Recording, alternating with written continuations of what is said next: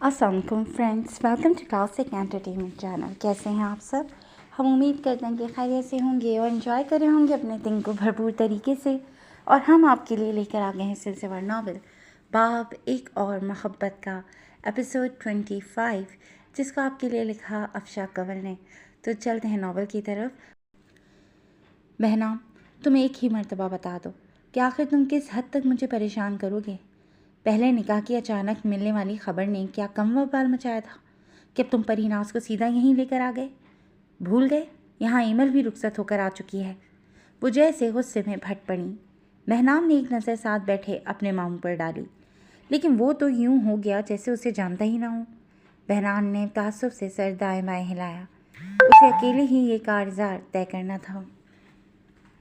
अम्मा सरकार, आप मेरी पूरी बात तो सुन लेना। वो जैसे जैसा हुआ, वो उसकी कोई भी बात सुने बगैर सिर्फ इतना सुनने पर ही भड़क चुकी थी कि वो परीनाज को अपने साथ ले आया है। मैं तुम्हारी क्या सुनूं बहनाम, सब कुछ तो सामने है मेरे। वो उसकी बात काट कर फिर सख्त झंझलाए लहजे में गोया हुई। मैंने तुम्हें गाँव जाने से रोका, उन लोगों से मिलने से मना किया, लेकिन तुमने मेरी बात नहीं सुनी। उनसे मिलते रहे, रवाबत बढ़ाते रहे। फिर एक दिन तुम्हारी और परीनाज की निकाह की खबर सारे मीडिया पर चली और यहाँ भी मैं लाइन रही, बल्कि तुम्हारे कारनामे की खबर मीडिया के थ्रू पता चली, जहाँ तुम्हारे ताया सरकार बड़े धड़ल्ले से इस निकाह की तस्दीक कर रहे थे। इस मर्तबा उनके गहरे तंज पर वो बुरी तरह जज्बस हुआ। मुझे अकेला छोड़कर आपने अच्छा नहीं किया। उसका सरगोशियाना जुमला शिकवा लिए सिराज की समाज से गुजरा तो वो उसे घूरने लगा। हर मर्तबा तुम्हारे हिस्से के ओले मेरे सर पर बजते हैं। आज अपना हिस्सा खुद ही निपटाओ, मेरा वैसे ही फ्यूज़ उड़ा है। दबे दबे लहजे में जवाबन वो तप कर बोला। क्यों? होने वाली मामी सरकार ने हरी झंडी दिखा दी। उसकी राजदारी से पूछने पर वो सर झटक गया। ना इनकार ना इकरार, बीच में लटका हूँ। अपने मामू सरकार के अफसरदा लहजे पर उसने उन्हें रहम दिलाना नज़रों से देखा। उफ, ऐसी सिचुएशन में इतनी नॉर्मल गुफ्तगू ये मामा भांजा ही कर सकते थे। दूसरी जानिब अम्मा सरकार चंद लम्हों के तवक्कुफ़ के बाद फिर शुरू हो चुकी थी। इस सब से भी तुम्हारा दिल नहीं भरा तो बगैर किसी सुलह मशवरे के तुम परीनाज को रुखसत करवा लाए हो। ऊपर से तुम्हारी ना समझ आने वाली बातें। अब या तो मैं बेवकूफ़ हूँ या तुम खुद हमें बेवकूफ़ बना रहे हो। वो टहल टहल कर कमर पर हाथ बांधे मुसलसल गुस्से की हालत में बोल रही थी। अदी सरकार, इतना गुस्सा मत करें वरना तबीयत बिगड़ जाएगी। सिराज के फिक्रमंदाना लहजे पर उन्होंने रुक कर उसे यूं देखा जैसे सारे फसाद की जड़ वही हो। उनके इस तरह से देखने पर वो दिल ही दिल में घबरा कर बज़ाहिर उनके यूं देखने पर नरमी से मुस्करा दिया।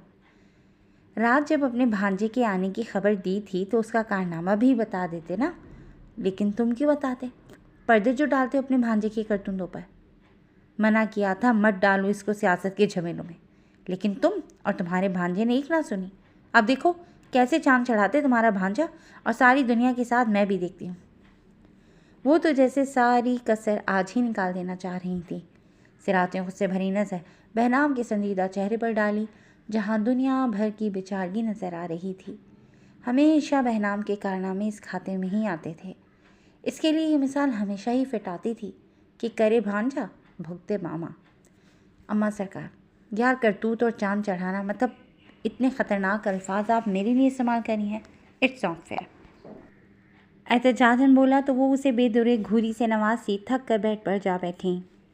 निकाह करना और रुखसती करवाना कोई जुर्म नहीं है, और वैसे भी परीनाज की जो कंडीशन है, इस कंडीशन में मैं उसे हवेली हरगिज़ भी नहीं छोड़ सकता था। अब कि उसका लहजा ही नहीं, अंदाज भी हद से ज़्यादा संजीदा हुआ। क्या मतलब, कैसी कंडीशन? उनके इर्द गिर्द खतरे की घंटी बजी। सिराज भी एकदम चौकन्ना हो गया। ना जाने अब वो कौन सा नया धमाका करने वाला था। परीनाज प्रेग्नेंट है। उसके अल्फाज ने जहाँ अचानक हर शय पर सकूत तारी किया, वहीं दरवाजे की चौखट पर खड़ी एमल को लगा कि आसपास ऑक्सीजन की शदीद कमी वाक़ई हो चुकी है। उसने खींच कर गहरा सांस लेना चाहा, लेकिन उसकी धड़कनें मद्धम पड़ती जा रही थीं। हाथ पांव बेजान होते महसूस हो रहे थे। एमल की आँख खुली तो घड़ी 10 बजा रही थी। बहनाम को कमरे में ना पाकर वो खुद जल्दी जल्दी फ्रेश होकर चेंज करती हल्की फुल्की तैयारी के साथ ही बेपनाह हसीन लग रही थी। उसके चेहरे पर खिले बहनाम की मोहब्बत के रंग اسے مزید نکھار بخش رہے تھے۔ وہ دل ہی دل میں بہنام سے خفا بھی ہوئی جو اسے یوں اکیلا چھوڑ گیا، لیکن پھر دیری کا سوچتی وہ سر پر اچھے سے دوپٹہ لیتی اماں سرکار کو سلام کرنے کی نیت سے ان کے کمرے کی طرف چل دی جو نیچے کی جانب تھا۔ وہ سیڑھیاں عبور کرتی نیچے پہنچ کر اماں سرکار کے ادھ کھلے دروازے پر آن رکی اور حیرت سے انہیں یوں غصہ ہوتے دیکھنے لگی۔ کل سے اس نے انہیں بے انتہا نرم و حلیم مزاج پایا تھا، تو اب کیا وجہ ہوئی جب وہ اس قدر جلال میں تھی؟ وہ یہی سوچتی اس سے پہلے کہ دروازہ نوک کر کے ان سب کو متوجہ کرتی، ان کے الفاظ نے جیسے اس کے جسم سے روح ہی کھینچ لی۔ وہ پتھر کا مجسمہ بنی ان کے درمیان ہو رہی ساری گفتگو سنتی گئی۔ ان تینوں میں سے کسی کی توجہ بھی اس پر نہیں گئی تھی۔ ارے بیگم سرکار، آپ دروازے میں کیوں کھڑی ہیں؟ اندر چلیں نا۔ نورا کی آواز تھی یا کوئی سور پھونکا گیا تھا؟ وہ تینوں ہی بوکھلا کر بے ساختہ اپنی اپنی جگہوں کو چھوڑ اٹھ کھڑے ہوئے اور پھر تینوں نے ہی ایک ساتھ بے انتہا گھبرا کر دروازے کی سمت دیکھا۔ ایمل کی بے تاثر آنکھوں کی چمک مان تھی۔ اس کی گلابیاں چھلکاتی رنگت اس وقت خطرناک حد تک سفید پڑ چکی تھی۔ اس کی ایسی حالت دیکھ کر بہنام کا دل سکڑ کر پھیلا۔ ایمل، یہ آخری الفاظ سے جو اس کی بحری ہوتی سماعت نے سنے۔ اس الفاظ میں دنیا جہاں کی تڑپ تھی، لیکن اس کے مردہ ہوتے دل تک اس کی پکار نہیں پہنچ سکی۔ وہ پورے قد سے گری تھی۔ نورا نے گھبرا کر اسے بڑی مشکل سے تھاما کہ وہ خود بھی اس دوران بری طرح لڑکھڑائی تھی۔ بہنام نے برق رفتاری کا مظاہرہ کیا اور اس کے بے جان وجود کو تھام کر اپنے سینے میں بھیج لیا۔ ایمل کے بے جان وجود کو اپنی باہوں میں بھرے جسم سے روح کھینچنے کی تکلیف جھیلی تھی اس نے۔ بہنام کے چہرے پر رقم درد بھری اذیت اس کی اندرونی کیفیت کا پتہ دے رہی تھی۔ ایمل کا گلاب سا کھلا چہرہ پھیکا پڑ چکا تھا۔ کائی زدہ آنکھیں سختی سے موندے وہ گویا ہر شے سے خفا ہو چکی تھی۔ پنکھڑیوں سے لب آپس میں باہم پیوست تھے۔ اس کی بے جان باہیں جو وصل کے لمحات میں اس کے گلے کا ہار ہوتی تھیں، اس لمحے بے جان سی پہلو میں گری تھیں۔ ایمل کی ایسی حالت دیکھ بہنام سومرو کے لیے گویا جاں کنی کا عالم تھا جیسے۔ وہ برف کا مجسمہ بنا بت کی مانند اسے دیکھے ہی جا رہا تھا۔ اس کی ایسی حالت پر ان دونوں کا دل کٹا تھا۔ سراج موقع کی نزاکت سمجھتا فوراً سے پیشتر بہنام کے قریب پہنچا۔ ہوش کھونے کا وقت نہیں ہے بہنام، میں گاڑی نکالوں تو ایمل کو اٹھا کر جلدی میرے پیچھے آؤ۔ اس کے شانے پر سراج کی زوردار دھپ پڑی تو وہ ہوش میں آتا ایک جھٹکے سے اس کے ہوش و خرچ سے بے حال وجود کو باہوں میں بھرے سراج کے پیچھے ہی تیزی سے نکلا۔ دوسری طرف پریشان سی اماں سرکار کو نورا سنبھالنے میں لگی تھی۔ سراج انہیں اپنی گاڑی میں ایک پرائیویٹ کلینک لے آیا تھا۔ بہنام تو جیسے ایمل کی بند بے جان آنکھوں کو دیکھ کر پاگل ہی ہو اٹھا تھا۔ اسے اس وقت کسی چیز کا ہوش نہیں تھا، لیکن سراج ہوش میں تھا۔ اس نے کافی احتیاط برتی تھی۔ یہ کلینک اس کے ایک جاننے والے کا تھا اور یہاں کی سیکیورٹی بھی کافی سخت تھی۔ یہاں سارے ہائی کلاس سے تعلق رکھنے والے پیشنٹ آتے تھے۔ یہاں کی کوئی بھی بات باہر لیک ہونے کا کوئی بھی خطرہ نہیں تھا۔ ماموں سرکار، لیڈی ڈاکٹر کے علاوہ کوئی انہیں ہاتھ نہ لگائے۔ وہ اس کے بے ہوش وجود کو نرمی سے بیڈ پر لٹاتا تنبیہی لہجے میں کہتا۔ ایمل کا سڑک پڑتا ہاتھ تھام گیا تو سراج کچھ کہے بنا ہی ٹھنڈی سانس بھر کر رہ گیا۔ گاڑی سے اترتے وقت سے وہ اس کے وجود کو خود سے لگائے ایمرجنسی روم میں پہنچا تھا۔ وارڈ بوائے جو اسٹریچر لیے کھڑا تھا اس نے اس اسٹریچر کی جانب دیکھا تک نہیں تھا۔ فیمیل ڈاکٹر نے کمرے میں آتے ہی انہیں باہر جانے کا کہا۔ بہنام، ضد مت کرو اور چلو باہر، انہیں اپنا کام کرنے دو۔ سراج سختی سے کہتا اس کا ہاتھ پکڑے اسے زبردستی ہی اپنے ساتھ باہر لے آیا۔ میری بیوی ہے وہ غصے میں دبا دبا سا چیخ پڑا، اور اسی بیوی کو ڈاکٹر چیک کری ہے۔ یاد سمجھا بھی کرو نا، وہ ایک بہترین ڈاکٹر ہے جو اپنا کام اچھے سے کرنا جانتی ہے۔ تم بس ریلیکس رہو، انشاءاللہ وہ بالکل ٹھیک ہوگی۔ سراج کا لہجہ اس مرتبہ نرمی لیے ہوئے تھا۔ نہیں ہے وہ ٹھیک۔ بالوں کو دونوں ہاتھوں کی مٹھیوں میں دبوچے وہ بے بسی کے احساس سے لے گیلی لکڑی کی طرح سلگا۔ وہ سب سن چکی ہے۔ میں نے ایسا نہیں چاہا تھا، لیکن پھر بھی ایسا ہو گیا۔ میری ذات اس کی ذات کو تکلیف دینے کا سبب بنی ہے۔ دل تو چاہ رہا ہے کہ اپنے وجود کو ٹکڑے ٹکڑے کر کے دریا بدر کر دوں، یا پھر آگ میں جھونک دوں اس وجود کو، اور پھر اس کی راکھ صحرا میں اڑا دوں۔ اس کا شدت بھرا انداز سڑپن لیے ہوئے تھا۔ سراج کو اس وقت وہ کوئی دیوانہ لگا جس کے ہاتھ سے سب کچھ ریت کی مانند پھسل رہا ہو اور وہ کچھ کر بھی نہ پا رہا ہو۔ बहनाम सोमरू, संभालो खुद को, तुम कमज़ोर नहीं हो। अगर तुम्हारे दुश्मनों ने तुम्हें यूं बेहाल देखा तो तुम सोच नहीं सकते कि वो तुम पर किस तरह हावी हो सकते हैं। सिराज को अच्छे से इल्म था कि इस गर्म लोहे को कहाँ चोट देनी है। बहनाम सोमरू कमज़ोर नहीं है मामू सरकार। वो अपने दुश्मनों को उनके अज़ाइम समेत ज़मीन में ज़िंदा दफन कर देगा और उन्हें खबर भी ना हो सकेगी। पल में संभल कर वो किसी भेड़ी की तरह हो रहा था। यही है मेरा बहनाम सोमरू, बहादुर, निडर, बेखौफ। लोग इससे डरते घबराते हैं। वो खुद ना लोगों से डरता घबराता है ना हालात से। वो बहते दरिया से रास्ता बनाने वालों में से है। सिराज का लफ्ज़ लफ्ज़ उसका हिम्मत और हौसला बढ़ा रहा था। सिराज ने उसे हालात से लड़ना सिखाया था। यूँ हालात के सामने सरनिगू बहनाम सोमरू का तो उन्होंने तसव्वुर भी नहीं किया था। उसे एक स्पार्क की ज़रूरत थी और वो उसे सिराज फराहम कर चुका था।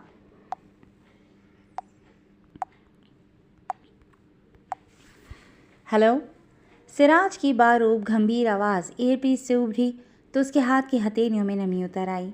उसने जल्दी से अपना खुश्क गला तर किया। ईमल की तबीयत अब कैसी है? अम्मा सरकार काफ़ी फ़िक्रमंद हो रही हैं। वो धीमी आवाज़ में यूँ बोली कि सिराज को बमुश्किल सुनाई दिया। मुझसे बात करते वक्त आवाज़ थोड़ी ऊंची रखा करें। उसकी सख्ती से घोरने पर उसकी जान हवा हुई। जी मैं कह रही थी कि ईमल की तबीयत कैसी है? उसने घबरा कर एक ही सांस में पूछ डाला। आवाज़ का वॉल्यूम अलबत्ता इस मर्तबा थोड़ा ऊंचा ही रखा था। अब वो बेहतर है। बीपी लो हो जाने की वजह से वो बेहोश हो गई थी। ड्रिप ख़त्म होते ही हम उसे ले आएंगे। अदी सरकार से कहना कि फ़िक्रमंद ना हो और आप भी दूसरों की फ़िक्र में मुब्तला होने की बजाय अपनी फ़िक्र ज़्यादा करें। संजीदगी भरा लहजा आखिर में उसे धमकाता हुआ महसूस हुआ तो उसने घबरा कर जल्दी से कॉल मुनक़ता कर दी और अम्मा सरकार की जानिब बढ़ गई। क्या कहा भाई सिराज ने? उन्होंने फ़िक्रमंदाना अंदाज में पूछा। आप परेशान ना हो, ईमल अब बिल्कुल ठीक है। दरअसल बीपी लो हो जाने की वजह से वो बेहोश हो गई थी। वो कह रहे थे कि ड्रिप ख़त्म होते ही हम लोग ईमल को ले आएंगे। वो उनके साथ बेड पर बैठकर उनका हाथ अपने हाथों में लेती उन्हें भरपूर तरीके से मुतमईन करने की कोशिश करने लगी। बहनाम के साथ रहने वाले इंसान का बीपी या हाई हो सकता है या फिर लो। नॉर्मल तो कोई उसके साथ रह ही नहीं सकता। वो ईमल की हालत जानकर थोड़ी मुतमईन हुई, लेकिन बहनाम के गायबाना लगते लेना नहीं भूली। उनकी बात सुनकर महानूर की समझ नहीं आया कि वो क्या कहे, इसीलिए वो खामोश ही रही। मैंने तुम्हें भी परेशान कर दिया। बच्चे कहाँ हैं? वो उसे खामोश बैठा देख अब के नरमी से मुस्तफसर हुई कि काफ़ी देर से वो बस गुस्सा ही किए जा रही थी। उन्हें इतने गुस्से की हालत में देखकर महानूर भी परेशान हो गई थी। उसने उन्हें हमेशा हलीम तबीयत पाया था। ये पहली मर्तबा था कि वो उन्हें सही मायनों में बहनाम सोमरू की माँ लग रही थी। अम्मा सरकार की बात सुनकर उसके तफक्कुरज़दा चेहरे के बादल छट गए और एक नरम मुस्कुराहट ने उसके दिलकश चेहरे का अहाता किया। ऐसी बात नहीं है, बस मैं आपकी तबीयत के ख्याल से फ़िक्रमंद थी। यूँ इतना गुस्सा होना आपकी सेहत के लिए अच्छा नहीं है ना। और बच्चों की आप फ़िक्र ना करें, बच्चे रानी और नूरा के पास हैं। उसका बनावट से पाक लहजा हमेशा की तरह सादगी लिए हुए था। अम्मा सरकार को बेसाख्ता ही उस पर प्यार आया तो उन्होंने प्यार से उसकी थोड़ी को छुआ। भाई सिराज की बेरंग ज़िंदगी में तुम जैसी लड़की ही खुशियों के रंग भर सकती है। तुम एक मर्तबा इस बारे में अच्छे से सोचो और उसके हक़ में फ़ैसला दे दो तो मैं सारी ज़िंदगी तुम्हारी मकरूज़ रहूँगी। उसने एक उम्र अकेले गुजारी है, बग़ैर किसी खुशी भरे लम्हे के। ज़िंदगी गुजारना ऐसा ही है जैसे बंदा वेंटिलेटर पर ज़बरदस्ती की सांसें ले रहा। तुम अगर भाई सिराज की ज़िंदगी में आ गई तो वो फिर से जी उठेगा। उसकी रूठी खुशियाँ अब तुमसे मंसूब हो चुकी हैं। मेरे भाई की खुशियाँ तुम ही लौटा सकती हो। इस बारे में सोच कर तो देखो। उनका नरम लिसान से पुर लहजा इल्तिजा की आमेज़िश ये हुए था। अम्मा सरकार की बातों ने उसे घबराहट के साथ शर्मिंदगी में भी मुब्तला कर दिया। वो लोग उसके मोहसिन थे और वो चाहकर भी उनके एहसानात का बदला नहीं चुका सकती थी। उसने अपनी झुकी नज़रें उठाकर उनकी आस भरी नज़रों में देखने की बजाय जल्दी से नज़रें चुरा लीं तो वो ठंडी सांस भरती फीका सा मुस्कुरा दी। आपने दवा ली? टॉपिक चेंज करके गोया उसने बात ही ख़त्म कर दी थी। वो समझ गई कि वो इस बारे में अभी कोई बात करना नहीं चाहती, اسی لیے وہ بھی خاموشی اختیار کر گئیں۔ ہاں، نورا نے دوا دے دی تھی، وہ تھکن زدہ لہجے میں جواب دے کر خاموش ہو گئیں تو مہنور مزید خود کو شرمندگی کی اتھاہ گہرائیوں میں محسوس کرنے لگی۔ جب تک وہ لوگ آ نہیں جاتے آپ پلیز آرام کریں، وہ بے چینی سے ہاتھ مسلتی ان کے چہرے کی جانب دیکھ پھیکے پن سے گویا ہوئی۔ اماں سرکار اپنی دھن میں اس کے لہجے کا پھیکا پن محسوس نہیں کر سکیں اور اس کی بات بے دھیانی سے سن کر وہ چپ چاپ بستر پر دراز ہو گئیں۔ ایمل نے جلدی سے ان پر کمفرٹر اڑا کر کمرے کی لائٹ ڈم کی۔ آپ آرام کریں، میں جب تک بچوں کو دیکھ آؤں۔ انہیں آرام کی تلقین کرتے اس نے باہر کی جانب قدم بڑھائے۔ مہنور، ان کی پکار پر وہ فوراً رک کر پلٹی۔ جی؟ نورا سے کہنا پریناز کا اچھے سے خیال رکھے، اسے کسی قسم کی کوئی پریشانی نہ ہو، بلکہ ایک ملازمہ کو اس کی خدمت پر مامور کر دے، لیکن بچی کے کھانے پینے کا خود سے خیال رکھے۔ وہ نرمی سے اسے ہدایت دیتی خاموش ہو گئیں تو اس نے جھجک کر پوچھ لیا، پریناز کون؟ میرے مرحوم شوہر کی بھتیجی ہے، بہنام کے ساتھ رات ہی گاؤں سے آئی ہے، وہ مختصر بتا کر آنکھیں موند گئیں تو وہ بھی ان کی خاموشی محسوس کر آرام سے کمرے کا دروازہ بند کرتی روم سے باہر نکل آئی۔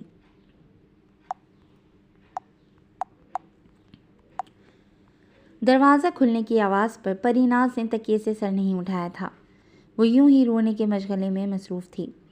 کچھ دیر پہلے ہی نورا اسے ناشتہ دینے آئی تھی۔ اس کے منہ سے ایمل کی حالت کے بارے میں سن کر فکر مند ہونے کے ساتھ شدید شرمندگی بھی محسوس کر رہی تھی۔ ایمل کی اس خراب حالت کی ذمہ دار وہ خود کو مان رہی تھی۔ اب اسے پکا یقین ہو چکا تھا کہ پردے کے پیچھے جو نسوانی وجود کل رات اس نے دیکھا تھا وہ یقیناً ایمل بہنام سمرو ہی تھی۔ گاڑی سے اترتے وقت اچانک ہی اس کی نظر اوپر کو اٹھی تو اسے ایک لڑکی کا آدھا چہرہ پردے کی اوٹ سے نظر آیا تھا۔ اس نے شاید بہنام کے ہاتھ میں تھاما اس کا ہاتھ بھی دیکھ لیا تھا۔ اسے رہ رہ کر یہی افسوس ہو رہا تھا کہ کبھی اس کے گھر والے اور آج اس کا اپنا وجود بہنام کی تکلیف کا سبب بنا تھا، اور یہی بات اسے آبدیدہ کر کے اس کے رونے کا سبب بھی بن رہی تھی۔ مردانہ قدموں کی دھمک پریناز کے بیڈ کے قریب آ کر رکی۔ کوئی پورے استحقاق سے اس کے قریب بیٹھا اور بہت نرمی کے ساتھ اس کے وجود کو شانوں سے تھام کر اپنے وجود کا حصہ بنا لیا۔ نور زندگی، اپنے ساتھ ساتھ میری بیٹی کو بھی پریشان کر رہی ہو۔ اس کی بھاری بوجھل آواز پریناز کے اعصاب پر سکون بن کر اتری، لیکن اس لہجے میں چھلکتی غصے کی ہلکی سی سختی اسے بھی غصہ دلا گئی۔ آپ بھی تو مجھے پریشان کرتے ہیں، اس کا کیا؟ اپنی بیٹی کی بڑی فکر پڑی ہے، ماں کا کچھ اتا پتہ نہیں۔ یہاں لا کر آپ تو جیسے مجھے بھول ہی گئے ہیں۔ کل سے اب چہرہ دکھایا ہے، اور وہ بھی بیٹی کی فکر میں مبتلا ہو کر۔ اس کے سینے پر سر رکھے تیکھے نہ روٹھے لہجے میں وہ شکوہ گو ہوتی مقابل کے لبوں پر مسکراہٹ لانے کا سبب بنی۔ اپنی راحت کے سامان کو یوں اپنے حصار میں لیے اس کے تھکن زدہ اعصاب تھوڑے ریلیکس ہوئے تھے۔ تم سے محبت ہے، تبھی تو تمہارے وجود سے جڑے حصے سے بھی محبت ہے۔ ہماری پیار کی نشانی ہے یہ۔ سچ بتاؤ، تمہیں عزیز نہیں ہماری محبت کی یہ خوبصورت نشانی؟ اس کی سنجیدگی سے پوچھے گئے سوال پر وہ بری طرح بلش کرنے لگی۔ اس کی بولتی فی الحال بند ہو چکی تھی، وہ بس خاموشی سے اس کے وسیع سینے سے لگی اس کی دھڑکنوں کا شور سن کر مسرور ہو رہی تھی۔ وہ بھی اس کی کیفیت سمجھتا اسے تنگ کرنے سے باز ہی رہا اور خود بھی یوں ہی چپ چاپ خاموشی کے یہ حسین پل جینے لگا۔ میں جتنا بھی ٹینشن میں گھرا ہوں، لیکن تمہارے پاس آ کر میں پرسکون ہو جاتا ہوں۔ شدت جذبات سے اس کی آواز مزید بوجھل ہوئی تو پریناز کا دل دھڑک اٹھا، لیکن پھر اس پر اداسی غالب آ گئی۔ چچی سرکار مجھ سے خفا ہوں گی نا؟ اس نے سر اٹھا کر اس کی آنکھوں میں دیکھ کر معصومیت سے سوال پوچھا تو مقابل نثار ہوتا جھک کر اس کے رونے کے سبب سرخ ہوئی آنکھوں کو دھیرے سے چھو کر اس کے چہرے پر شرم کی لالی بکھیر گیا۔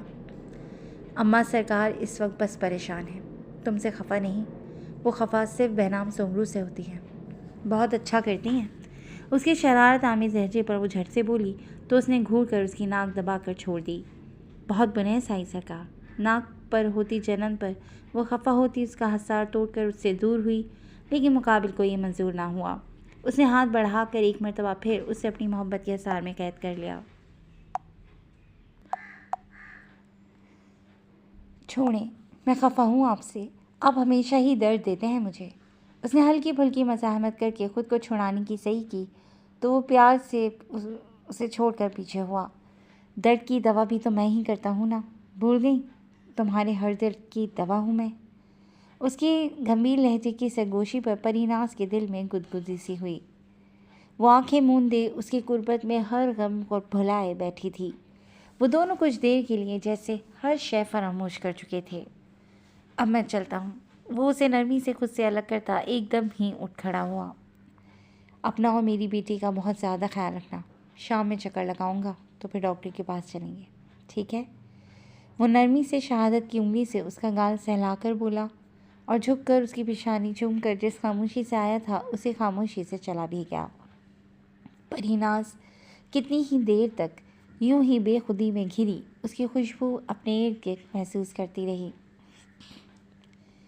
کہاں گئے تھے تم؟ اسے سامنے سے آتا دیکھ کر سراج نے کڑے تیوروں سے استفسار کیا۔ ایک کام سے کیا تھا۔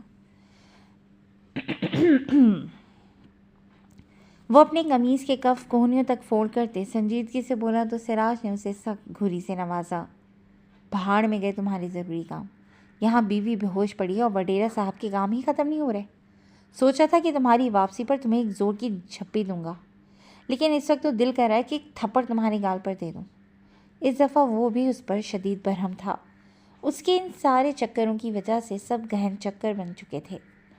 ایک تو آپ کی دیرینہ خواہش پوری کروا دی میں نے، اوپر سے یہ نیکی بھی دریا میں گئی۔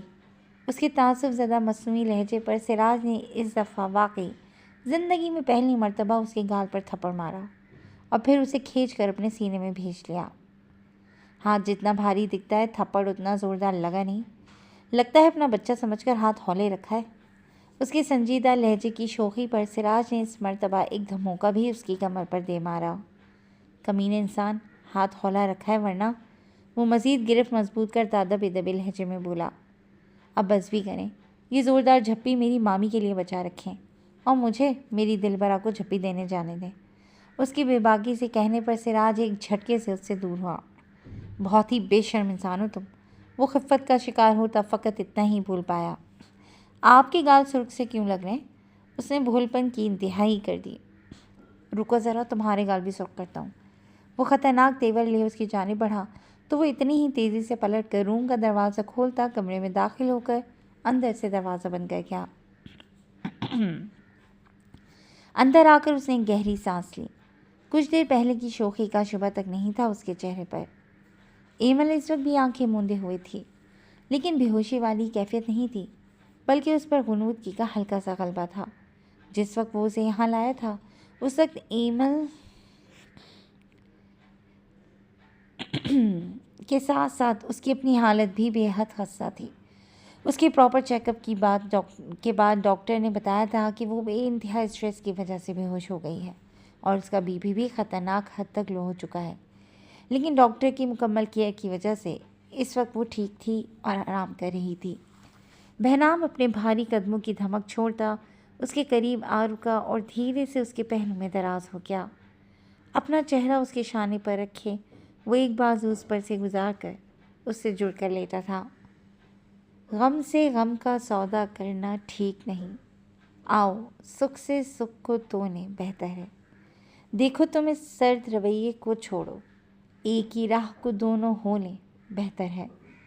اس کے کان کے قریب بہنام کی گھمبیر التجائی سرگوشی ابھری تو ایمل کے آنکھ کے کنارے سے ایک آنسو بہتا اس کی کن پٹی میں جذب ہو گیا۔